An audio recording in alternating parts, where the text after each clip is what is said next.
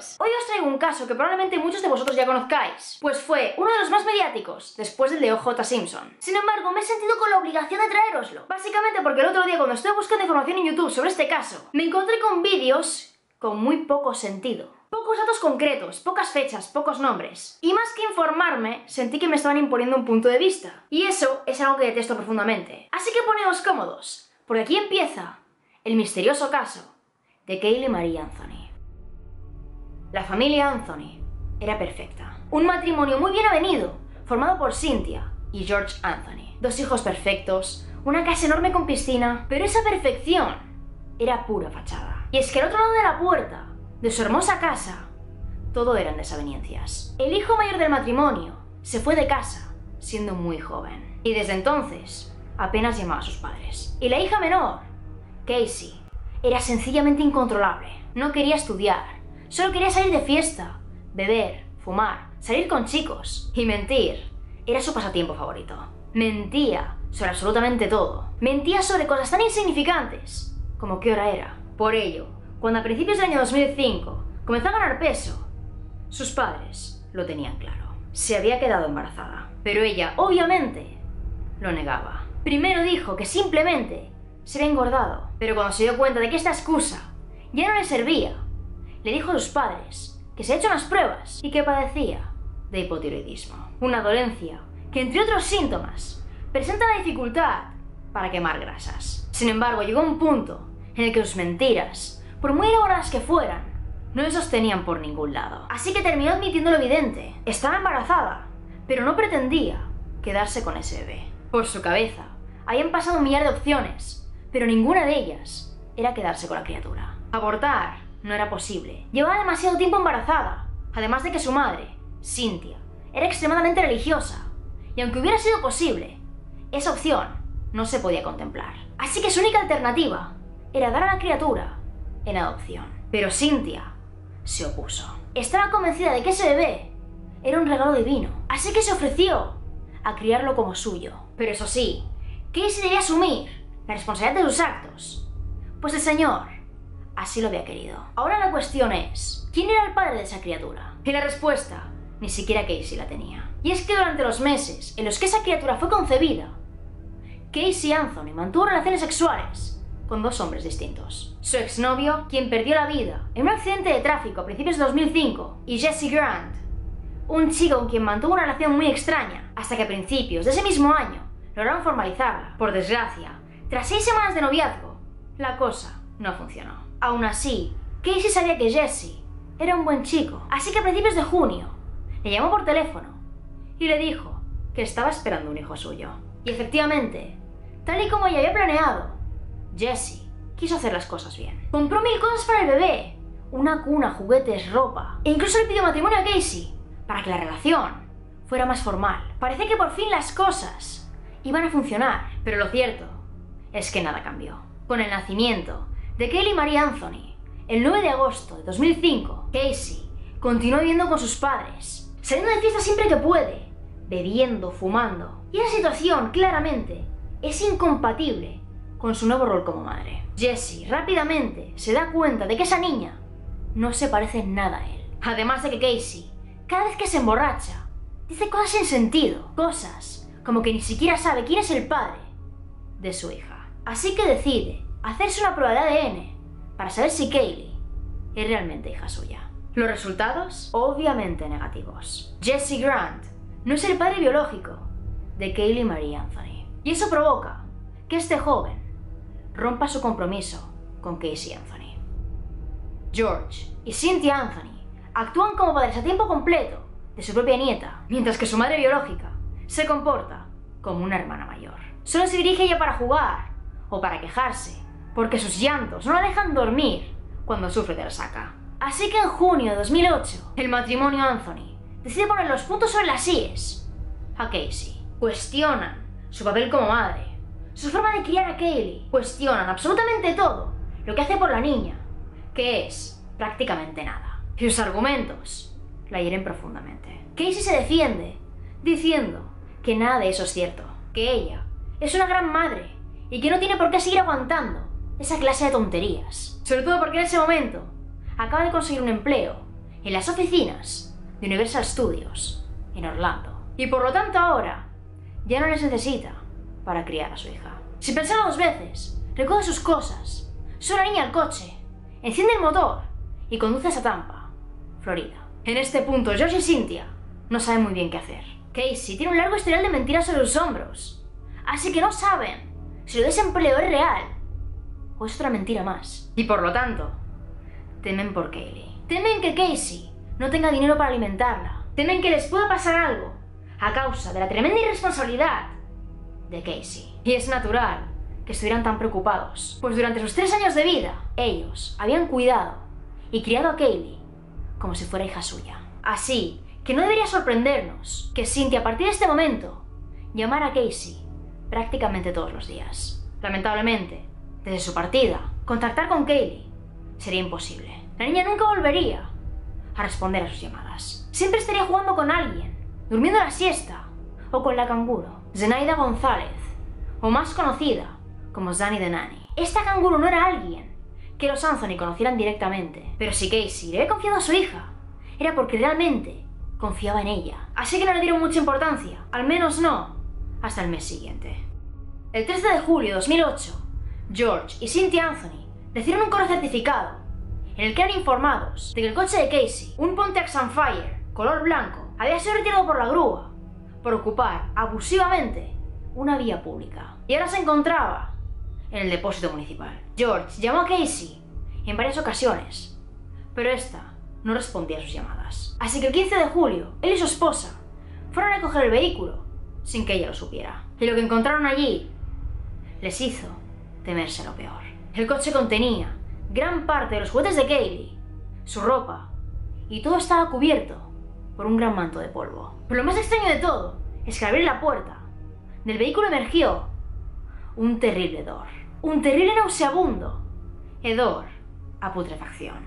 En palabras de George Anthony, aquel era el olor más nauseabundo que había sentido jamás. Cynthia ya no quería más excusas. Así que mientras su marido pagaba la fianza del coche, comenzó a llamar a Casey de forma desesperada. Pero tal y como cabría esperar, su hija no contestaba. Así que se puso en contacto con una amiga suya, quien le dio una dirección. La dirección de la casa de su nuevo novio, con el que vivía desde que se fue. Así que sin pensarlo 2 veces, Cynthia y George se presentaron ahí de inmediato, pidiendo explicaciones y, por supuesto, exigiendo ver a Kaylee. Pero la pequeña no estaba allí, pues según Casey, estaba con la canguro. Por desgracia para ella, Cynthia no quería más excusas. Quería ver a su nieta y quería verla en ese preciso instante. Así que le exigió que subiera al coche, a ese coche que había tenido abandonado, y que les llevara directamente a ver a esa canguro. Y así fue. Casey condujo por 45 minutos, con sus padres sentados en los asientos traseros, hasta que finalmente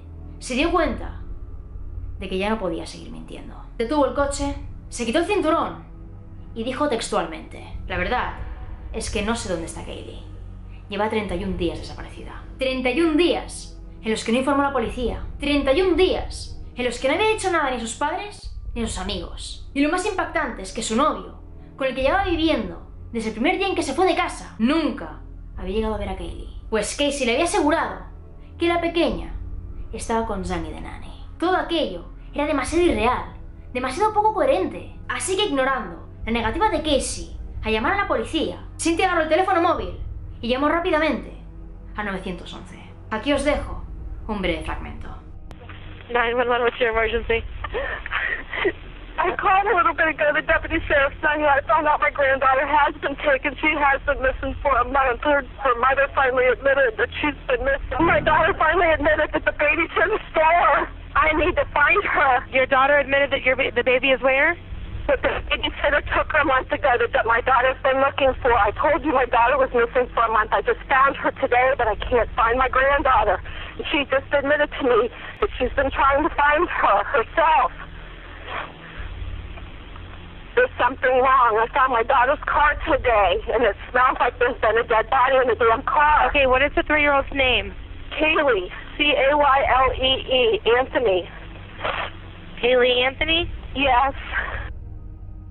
Una vez la denuncia estaba hecha, los cuerpos de policía llamaron a Casey para que ésta diera su versión de los hechos. Según Casey, la pequeña Kaylee Marie no había desaparecido, sino que había sido secuestrada por Zenaida González, su canguro. Una canguro en la que había confiado, sin saber que realmente pretendía robarle a su hija. El único inconveniente de su versión es que Zenaida González jamás había sido fichada por la policía. Y además ni siquiera ella sabía dónde vivía. No tenía ficha policial, no había testigos, y no tenía domicilio o dirección concreta a través de la cual localizarla. Era como si Sunny the Nanny no existiera. El día 16 de julio de 2008, Casey Anthony fue detenida. No como principal sospechosa del caso, sino por actuar negligentemente al no informar a la policía del supuesto secuestro de su hija. En este punto es cuando la grabadora de voz se convierte en una herramienta muy útil para la policía, pues si querían unir todas las piezas, debían registrar cada palabra y cada frase pronunciadas por la madre de la víctima, Casey Anthony, quien en este punto se había convertido en una víctima de algo mucho mayor, y es que aseguraba tener miedo. Why didn't you call prior to today? I think part of me was naive enough to think that I could handle this myself, which obviously I couldn't. I was scared that something would happen to her if I did notify the authorities or got the media involved, or my parents, which I know would have done the same thing. Lo que Casey no sabía es que a partir de este punto sería mirada con lupa por las autoridades. Y es que la policía comenzó a interrogar a todo el mundo, a sus amigos, familiares, vecinos, a examinar su correspondencia, su correo electrónico y, por supuesto, sus redes sociales. Y la actitud que había mostrado en los 31 días en los que su hija Kaylee había estado desaparecida no denotaba preocupación. Más bien, todo lo contrario. Había asistido a fiestas, bebido sin control y participado en competiciones como Miss Cuerpo Bonito o Miss Hot Body, organizadas por varios clubs nocturnos de Tampa. Pero lo más impactante de todo no son las fotografías que estoy mostrando en pantalla, sino que mientras Kaylee Marie Anthony, su hija, de 3 años de edad, estaba desaparecida, esta mujer se tatuó las palabras Bella Vita, que traducido significa buena vida. La policía no encontraba sentido a esto. No le cuadraba su preocupación en los interrogatorios, cuando durante los 31 días en los que su hija no había estado, ella salió de fiesta, bebió y se lo pasó en grande. No le cuadraba el papel de madre coraje que ella quería vender con las declaraciones de todas las personas que decían conocerla y la consideraban una mentirosa compulsiva. Sin embargo, cada persona es un mundo y todos reaccionamos de forma distinta ante el dolor. Así que las investigaciones siguieron su curso. Volvamos atrás en el tiempo, justo al 15 de junio de 2008. Aquel día, tras discutir con sus padres, Casey les dejó bien claro que ya no necesitaba a nadie para criar a su hija, pues se ha conseguido un empleo en las oficinas de Universal Studios. Y debido a ello, ahora puede mantener sin problemas a la pequeña Kaylee. Tal y como quería esperar, este fue uno de los focos de investigación de la policía. Si quieren encontrar pistas sobre la desaparición de Kaylee, tienen que registrar la casa de Casey, su coche y, por supuesto, su despacho. ¿Y adivináis qué? Se repitió la misma escena que el día 15 de julio. Ese fatídico día en el que los padres de Casey descubrieron que su nieta llevaba 31 días desaparecida. Y es que Casey no trabajaba en Universal Studios. Acababa de mentir a los cuerpos de policía. Les llevó durante media hora a dar vueltas por los pasillos de las oficinas de Universal Studios. Y finalmente, esto fue lo que ocurrió. She turns left, starts walking down this hallway, and about halfway down the hallway she stops, turns, looks at us, and says, "I don't work here." La mentira no puede continuar. Pero Casey no podía parar. Simplemente no podía decir la verdad. Lo último que le quedaba era la canguro, esa mujer a la que nadie conocía.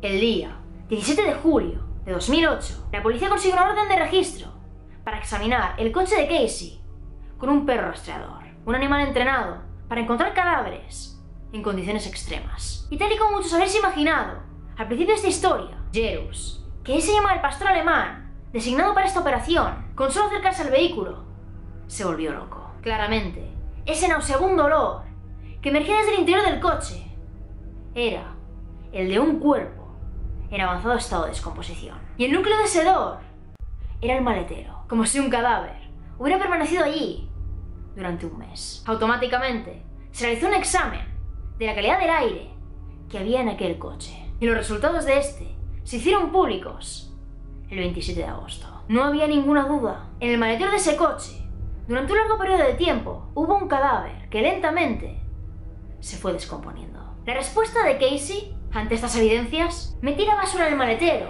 por varios días. Olvidé llevarla al contenedor y cuando quise hacerlo, ya era tarde. Tuve que limpiar todo, pero ese olor ya no se iba. Hasta este punto las investigaciones se centraron en encontrar a una niña desaparecida en la zona de Florida. Una niña que había sido secuestrada y que todavía podía mantenerse con vida. Pero poco a poco ya nadie creía en la versión de una madre que estaba en la cárcel por negligencia y que además era incapaz de dar un solo dato coherente. Incluso los padres de Casey tenían sus dudas con respecto a lo que ella contaba y aprovechaban cualquier vis a vis con ella para que la joven remarcara ante la cámara que era inocente. Listen, I'm in front of the cameras all the time. What message do you want me to give to Zanny and to Kaylee? What do you want me to tell Zanny? That she needs to return Kaylee. I forgive her.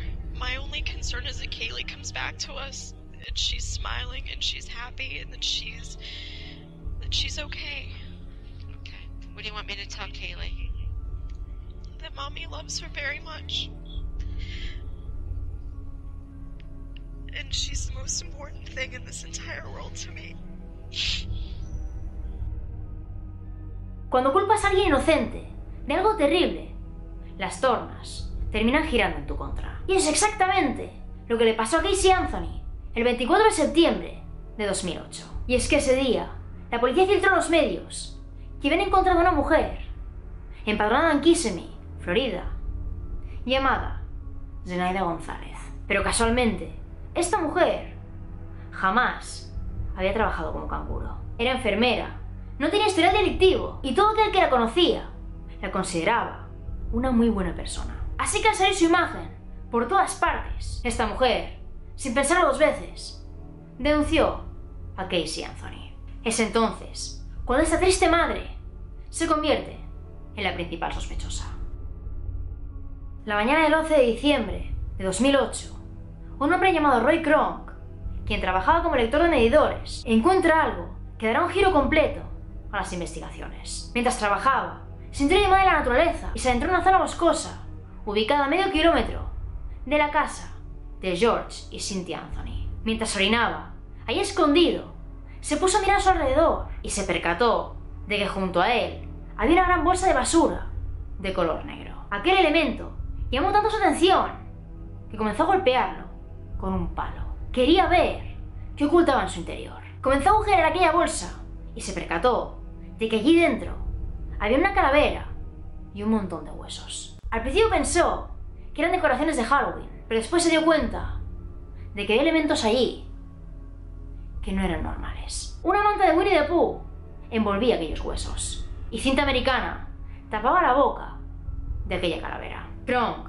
dio declaraciones muy contradictorias a la policía, que recogió la bolsa y la abrió él mismo, que la abrió con un palo y cayó la calavera. Fuera como fuera, el 19 de diciembre se hizo público que esos restos pertenecían evidentemente a Kaylee Marie Anthony. Sin embargo, prácticamente convertido en huesos, fue imposible determinar la causa de su muerte. Fue imposible saber si fue maltratada físicamente, si fue abusada, si fue asfixiada. Fue imposible saber cómo murió. Y por supuesto fue imposible encontrar las huellas del asesino. Casey Anthony señaló con su dedo acusador a varias personas. Primero, a Roy Kronk, por encontrar mágicamente a su hija y dar declaraciones contradictorias a la policía. Y después, a su propio padre, George Anthony, que en 6 semanas más tarde de hacerse público que esos restos humanos pertenecían a su nieta, intentó quitarse la vida.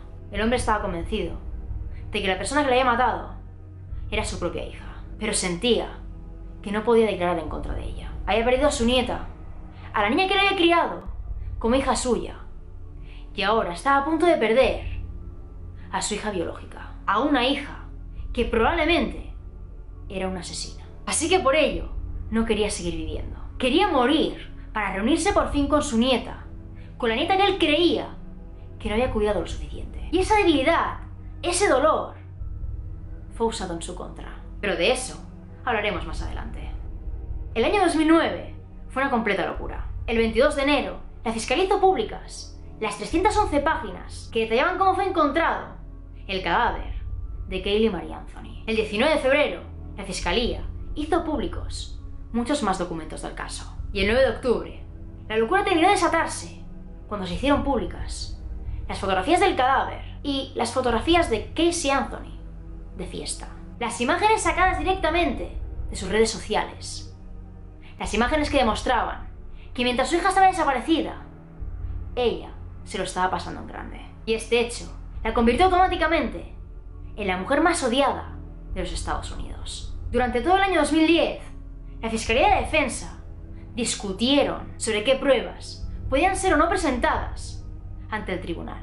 Y esto fue alimentando más y más el que sería el juicio más mediático de los Estados Unidos. El país entero quería comprar tickets para asistir al juicio. Se formaron colas increíbles. Se retransmitió por televisión y radio cada minuto, como si este fuera un partido de fútbol. La gente acampaba delante de la casa de los padres de Casey Anthony con pancartas, afirmando que su hija era una asesina y acusándoles a ellos de encubrirla. Aquello fue una completa locura. Y finalmente, el día 2 de marzo del año 2011, comenzó el juicio en un tribunal de Orlando. Y el fiscal, antes de comenzar, anunció que Casey Anthony tenía 7 cargos en su contra. 3 de ellos por la muerte de su hija y los 4 restantes por dar falsa información a los cuerpos de policía. Sin embargo, los que a nosotros nos importan son los que tienen que ver con la muerte de su pequeña. El primero era homicidio en primer grado, es decir, premeditado y con alevosía.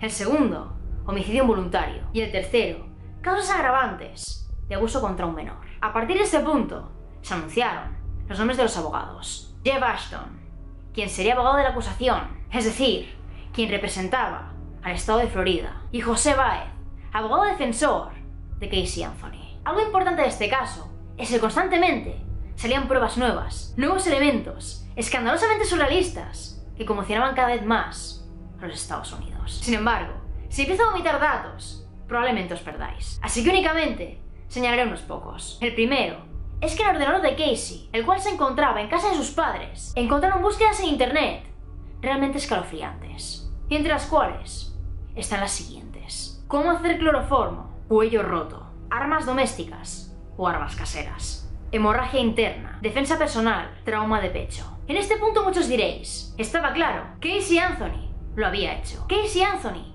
había matado a su hija, pero alguien subió a la palestra y la defendió. Y ese alguien fue su madre, Cynthia Anthony.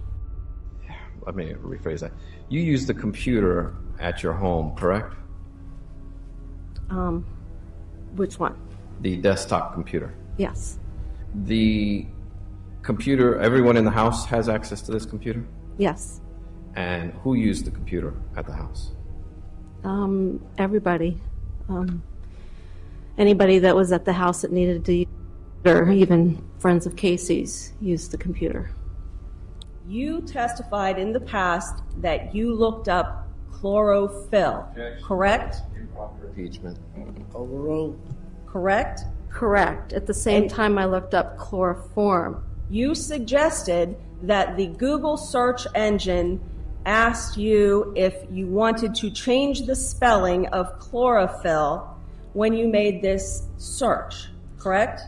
Correct. Because you spelled chlorophyll wrong. Correct. Did you input the words into the Google search engine, how to make chloroform? I don't recall putting in how to make chloroform, but I did Google search chloroform, and we talked about it in my deposition. Do you recall denying that you searched for self-defense? Yes, I did not search for self-defense. Household weapons? I did not search for household weapons. Neck breaking? I did not search for neck breaking, but I do recall that there was a pop-up that was showing a YouTube regarding a skateboarder that was skateboarding on rails, and I recall it saying a neck-breaking feat.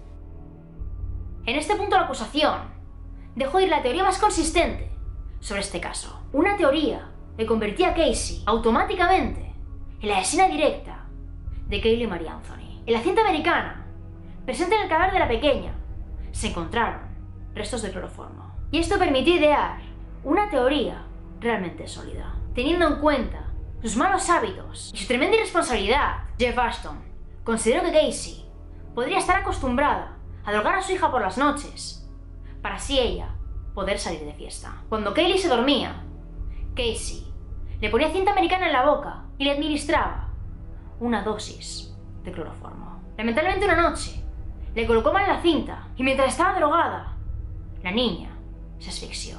Así que al darse cuenta de su error, la envolvió en una manta de Winnie the Pooh, la metió en una bolsa de basura y la guardó en el maletero, hasta que se le ocurrió qué hacer con ella. Si Casey Anthony, de por aquel entonces 25 años de edad, era ya la culpable de llevar a cabo esta atrocidad, podía ser condenada a cadena perpetua o aún peor, a la silla eléctrica. Así que la defensa no se podía quedar de brazos cruzados. ¿Qué hicieron? Darle la vuelta al pastel. José Báez, tras pedir un receso, trajo un argumento realmente impactante. Un giro que hizo ver al jurado que Casey era una víctima más de algo mucho más profundo. Pues según el propio testimonio de Casey, su padre, George Anthony, abusaba de ella desde los 8 años. A partir de esos abusos, Casey comenzó a mentir de forma compulsiva, a mentir como defensa. Por eso fue incapaz de decirle la verdad a los cuerpos de policía. Por eso no hacía más que dar falsas pistas, pues tenía miedo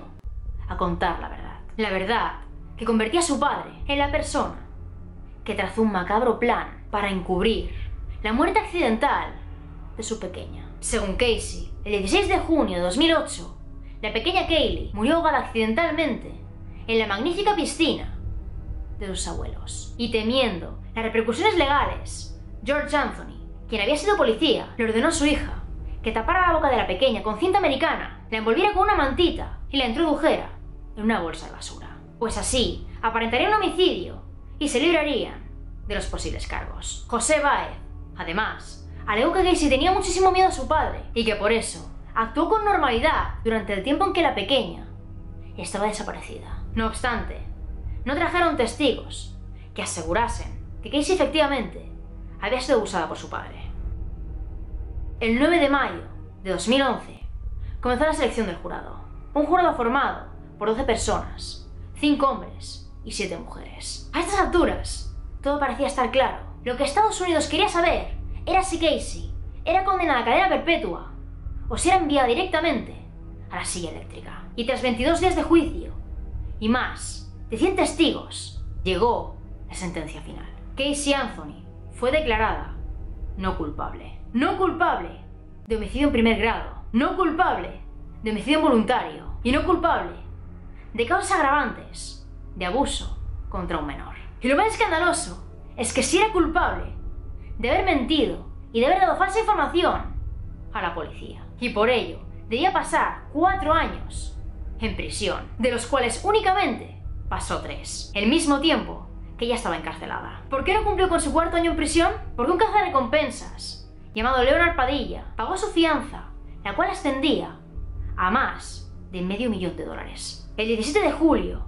de 2011, Casey Anthony salió de prisión y directamente se subió a un avión privado cuyo destino era desconocido. A partir de aquí, su vida fue un desastre. En Estados Unidos ya no podía conseguir un empleo, tampoco ninguna editorial quiso comprar el libro que escribió contando su vida. Y cuando en octubre de ese mismo año quiso probar suerte en YouTube, creándose un videoblog, la gente se le echó al cuello. Pero lo cierto es que Casey no se da por vencida. Necesita ser siempre el centro de atención. Y a principios de este año, 2017, concedió una entrevista en la cual actuaba como si la muerte de su hija ya no significase nada para ella. Además admitió que todavía hoy no sabe qué pudo pasarle a Kaylee Marie Anthony, lo cual nuevamente se contradice con las cosas que dijo durante el juicio. Pero ahora es vuestro turno. ¿Vosotros qué queréis que le pasó a esta pequeña? Y bueno chicos, hasta aquí llega el vídeo de hoy. Siento muchísimo haber tardado tantísimo en subir este vídeo, pero aún así espero que os haya gustado muchísimo esta investigación y que de ser así lo dejéis aquí abajo en los comentarios. Además, si te gusta este canal y no estás suscrito,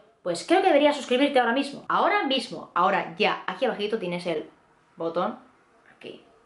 En serio, nunca sé dónde está el botón, así que vamos a dejarlo, ¿vale? Voy a dejar de hacer la idiota, señalando aquí abajito, porque es que no tiene ningún sentido. Recordad que aquí abajito, en la cajita de descripción tenéis todas, pero todas mis redes sociales. Tengo Facebook, tengo Twitter, tengo Instagram, y ponéis siempre avisos sobre los cambios, novedades, los próximos vídeos, y si luego tener problemas para subir el vídeo puntualmente, pues por ahí avisaré, no os preocupéis. Y como siempre os digo, nos vemos en el próximo vídeo.